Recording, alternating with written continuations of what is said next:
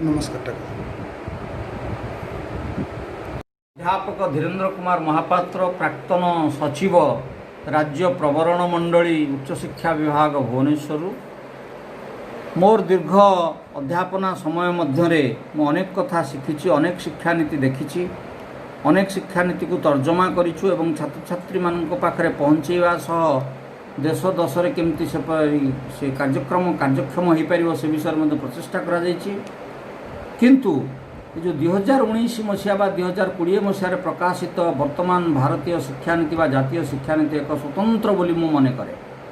एथिरे अनेक विषय पर गुरुत्व प्रदान करा जायछि। आमर भारतीय संस्कृति परंपरा एसबू बजाय रखा अनेक प्रचेषा करा जायछि एवं एथिरे माने विद्यालय प्राक विद्यालय शिक्षा ठारू आरंभ करी उच्च शिक्षा पर्यंत सबु वर्गर छात्र छात्री माने किपरि उपकृत हो पारिबे से पई मध्ये ध्यान दिया जायछि।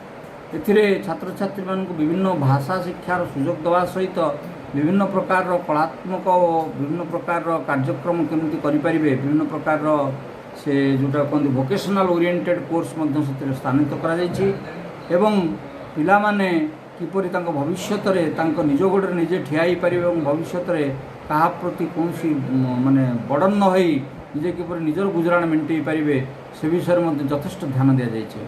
मु आशा करुँची ये शिक्षानीति जदि ठीक भाव में प्रचलित होल निश्चय आम अनेक सुफल पाइपर। एथि सहित आउ गोटे कथा मु कहिबी, आमर विद्या भारती अखिल भारतीय शिक्षा संस्थान द्वारा आयोजित विभिन्न प्रतियोगिता जमती पोस्टर प्रतियोगिता हो, तर्क प्रतियोगिता, मेन मेकिंग आउ प्रधानमंत्री माननीय प्रधानमंत्री को केमती पत्र लिखा जाय परिबो, चिठी लिखा जाय परिबो से विषय में प्रतियोगिता करा जाउछि एवं एथि सहित आमर संस्कृति आमर कला को किंतु प्रकाश करा जाय परिबो से पई विभिन्न प्रकार तर्क विभिन्न प्रकार प्रतियोगितार आयोजन करा जायछि। मु आशा करिबी एथिरे समस्त वर्गर पिला माने जदि अंशग्रहण करिवे ताहले आम जातीयताबोध आम संस्कृति आम परंपरा बजाय रही पारिबो एवं आहुरी आगक मध्य बढ़ी पारिबो। धन्यवाद, थैंक यू वेरी मच।